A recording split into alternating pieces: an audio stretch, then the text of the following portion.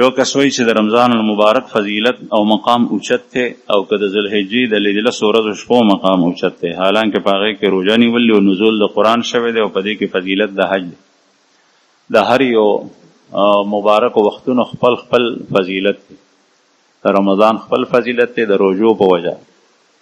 روژې د رمضان د میاشتې نه علاوه په بله میاشت کې نشي کېدی. که یو سړی وایي چې زه د روژې ذوالحجې ته ایساروم نو هرگز داسې نشي کولی، ګناهګار دی.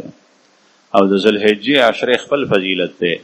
د هغې لسمه ورځ د اختر ده، قرباني کېږي او حج په دې کې ادا کېږي. حج په بله میاشت کې نه ادا کېږي.